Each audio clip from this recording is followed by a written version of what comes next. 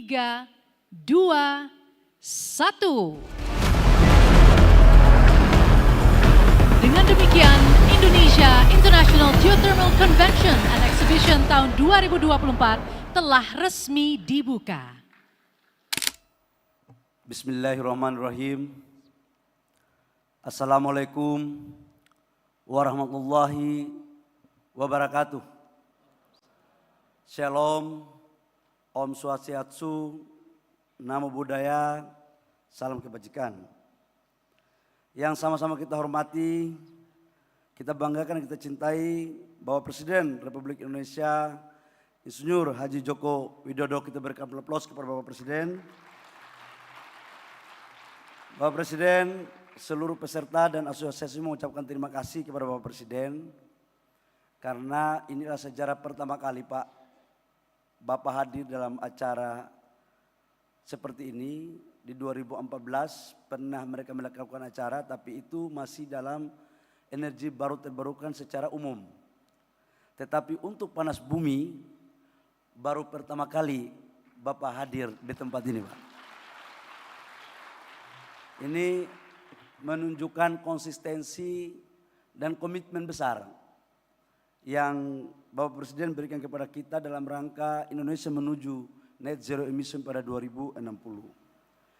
Yang saya hormati Duta Besar Negara Sahabat yang sempat hadir, Ketua Komisi 7 dan seluruh anggota dan pimpinan Komisi 7, para Menteri Kabinet Indonesia Maju, ada Pak Erik Pak yang tadi investasi dari PLN sama Pertamina Pak. Ini dari saku kiri ke saku kanan aja sebenarnya. Saya bagian merestui teken-teken saja, tapi uangnya di Pak Erik. Pak Menteri ATR, wajahnya bagus Pak hari ini. Mudah-mudahan naik pangkat Pak. Karena nggak mungkin investasi geothermal ini berjalan dengan baik kalau tanpa persetujuan pembebasan lahan dari Pak Menteri. Saya sama ketum partai Pak harus saling mengangkat Pak. Pak Kapolri yang saya hormati, karena saya yakin pada saat mereka melakukan eksplorasi maupun melakukan pembangunan pasti banyak masalah di sana. Dan saya meyakini bahwa partisipasi dari pihak keamanan terutama Pak Kapolri dan jajarannya sangat menghasilkan hasil yang baik dalam pembangunan. Kita berikan aplaus kepada Pak Kapolri. Anggota Dewan Energi Nasional yang saya hormati, yang sempat hadir tadi ada Pak Satya, Gubernur Kepala Daerah yang sempat hadir, Ketua Asosiasi Panas Bumi Indonesia Pak Jufli yang tadi luar biasa sekali. Aku pikir Bapak ini bukan orang Pertamina, ternyata orang Pertamina. Biasa Pak Menteri belum 1 bulan jadi masih belum terlalu banyak kenal. CEO International Geothermal Association Mr. Marit Bromer yang saya hormati, dan Bapak Ibu semua, terutama kepada pimpinan perusahaan, ada Direktur Pertamina, PLN, dan seluruh direktur-direktur yang saya mohon maaf tidak sebut satu persatu.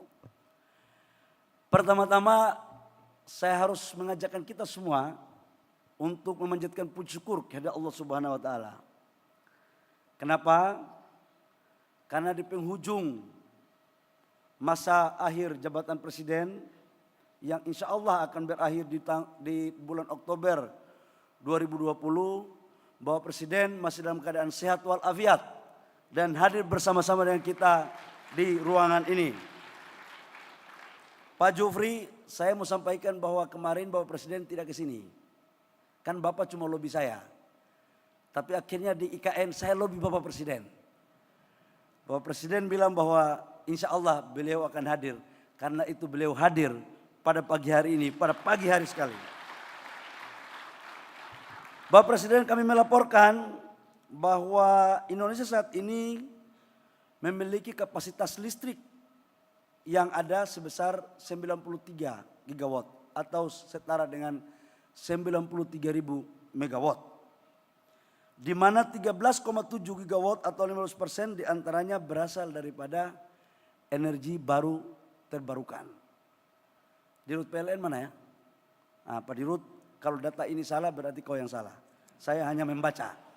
Ya. Berdasarkan target kebijakan energi nasional di tahun 2025, porsi EBT dalam bauran ketenagaklistraan nasional diharapkan mencapai 23%. Tetapi kenyataannya kita belum mencapai 23 megawatt atau 23.000, kekurangannya 8 gigawatt. Saya kemarin tanya Pak Dirut PLN, kenapa ini terjadi? Jadi ternyata Pak, sumber-sumber energi baru terbarukan kita itu besar. Namun jaringannya yang belum terkonek.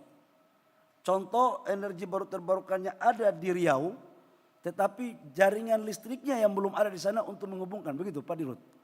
Itulah faktor penyebabnya. Kembali lagi Pak, ini tugas Menteri ESDM yang baru Pak, untuk menyelesaikan bersama-sama PLN. Jadi bukan salah PLN Pak, salah perencanaan kami juga yang salah Pak. Tapi mereka lebih banyak salahnya daripada kami. Energi panas bumi dapat menjadi salah satu instrumen penting untuk meningkatkan porsi EBT dalam baruan energi nasional.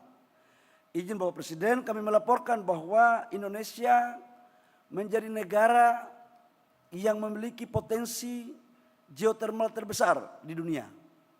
Sebesar 40% atau setara dengan 24 gigawatt. Saat ini kapasitas dari pembangkit listrik panas bumi di Indonesia mencapai 2,6 gigawatt atau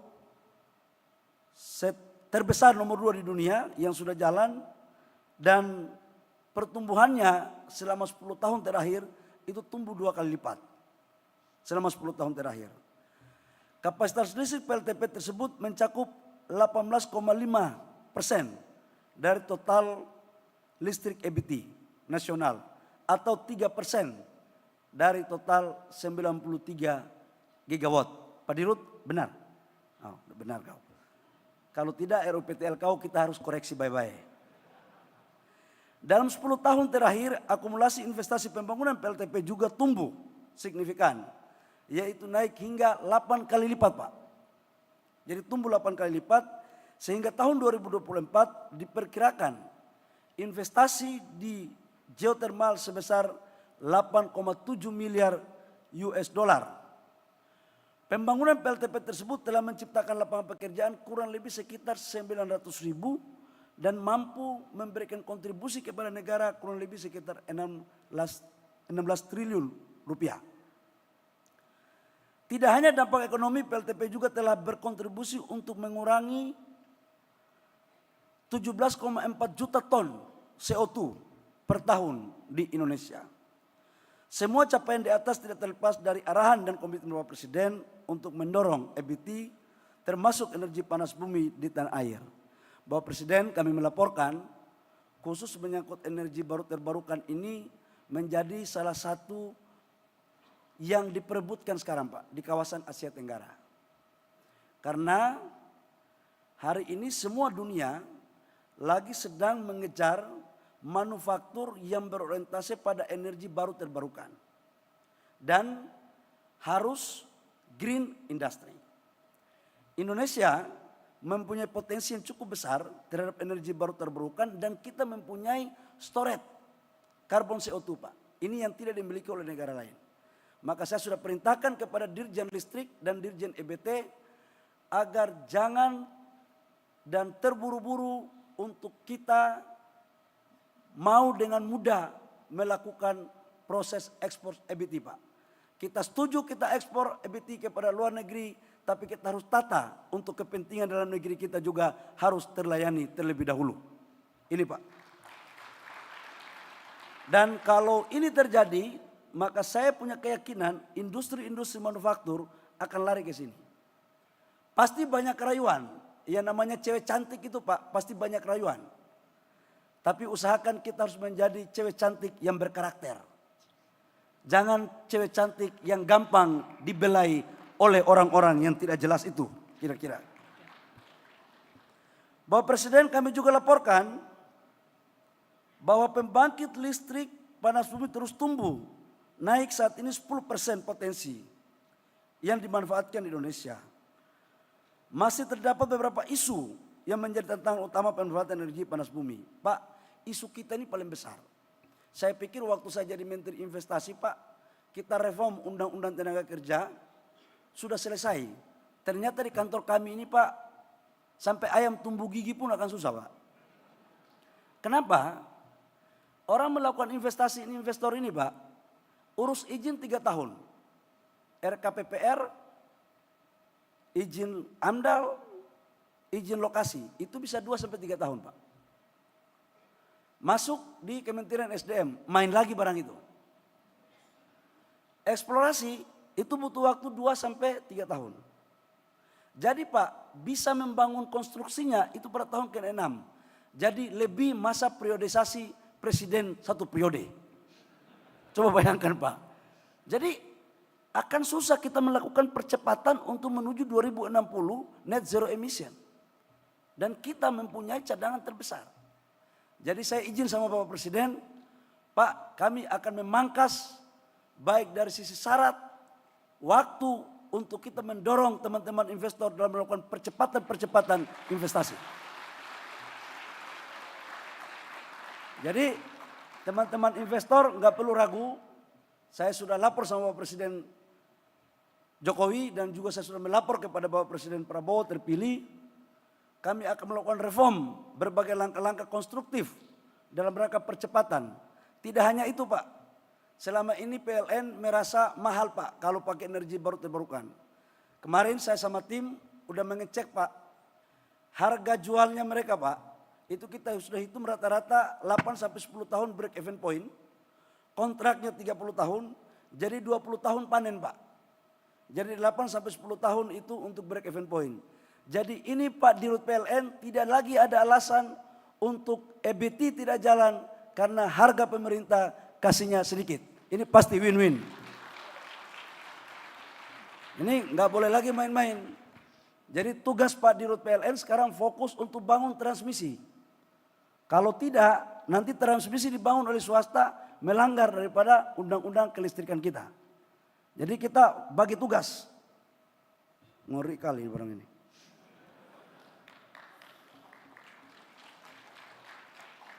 Pak Komut Pertamina ada ya? Oh bagus. Ini pemimpin masa depan kelihatannya. Selain itu keterbatasan jaringan transmisi yang tadi saya sudah sampaikan. Sebagai contoh, rencana pengembangan PLTP 350 MW di Bengkulu Pak. Terkendala terbatasnya transmisi yang berhubungan dengan lokasi, demand and supply listrik. Padahal sudah ada Pak, 380. Jadi Ibu Dirjen, ini salahnya bukan PLN saja. Kita defisit sekarang 8 gigawatt. 350, 0,35 ini sudah ada tapi jaringannya yang belum ada. Nah ke depan ini yang perlu kita tata secara baik agar tidak seperti orang Papua bilang latihan lain, main lain. Ini yang kita tidak mau. Terakhir masih terdapat pula kendala terkait dengan penetapan tarif listrik tapi sudah terselesaikan. Dengan arahan Bapak Presiden, kami di Kementerian SDM berkomitmen untuk menyelesaikan kendala-kendala tersebut melalui kerjasama dengan seluruh pihak terkait. Sekarang Pak, banyak juga yang pemain-pemain minyak Pak sudah mulai bergeser ke geothermal Pak. Jadi kayak Pertamina sekarang udah mulai bergeser. Bahkan sekarang kita Pak dalam 2022 pemerintah membiayai eksplorasi Pak. Supaya tahu berapa cadangannya, setelah itu kita lelangkan kepada investor. Nah, ini salah satu cara yang pemerintah lakukan untuk mengurangi cost eksplorasi Pak.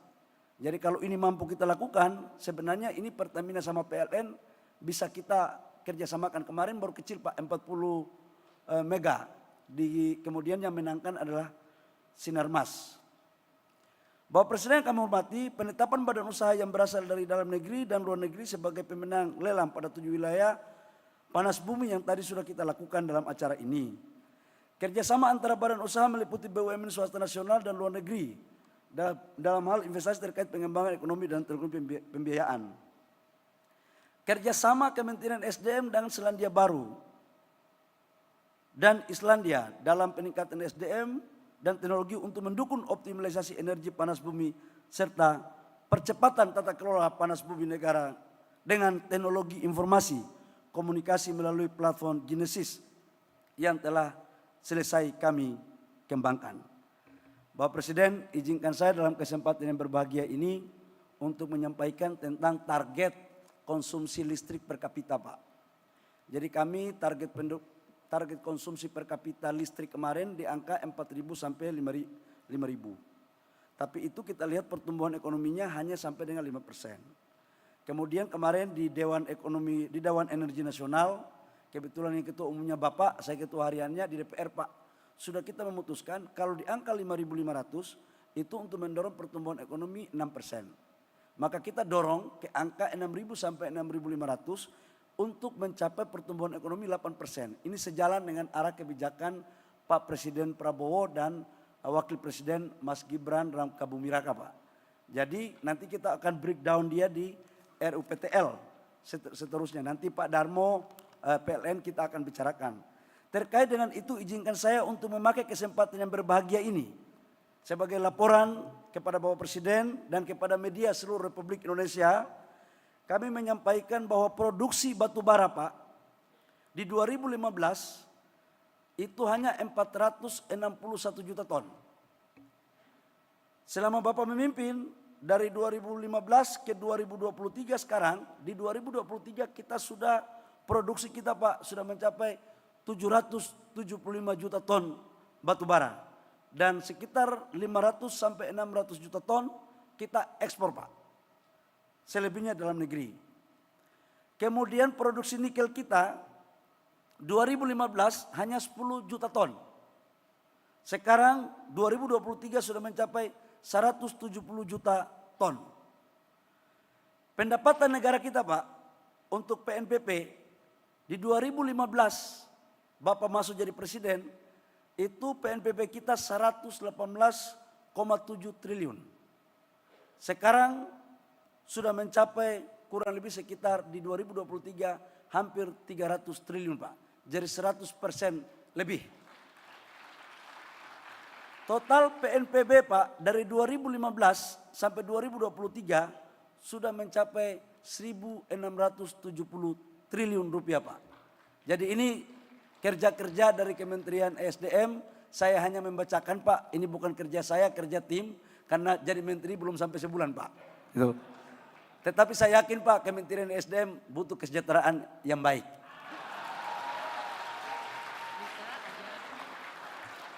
Oh ini kok dirjen-dirjen pada ketawa semua, Pak. Katanya pendapatan PNBP-nya 1 tahun, Pak, kalau diakumulasi dengan dari hulu migas, bisa sampai 350 triliun, Pak. Tapi katanya ya gitu lah, kesejahteraannya masih bingung-bingung, Pak, mereka, Pak.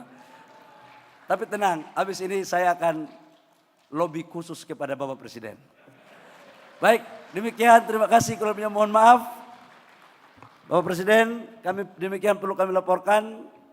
Dan kepada teman-teman investor, silakan aja investasi, nggak apa-apa. Bapak cukup bawa teknologi, Bapak cukup bawa capex, market sudah di sini, izinnya nanti pemerintah akan bantu Bapak Ibu semua. Kalau ada masalah di lapangan, kita akan minta bantu pada Pak Kapolri dan Pak Menteri ATR. Demikian, wabillahi taufiq wal hidayah. Wassalamualaikum warahmatullahi wabarakatuh. Shalom, Om Santi Santi Om, Namo Buddhaya, salam kebajikan.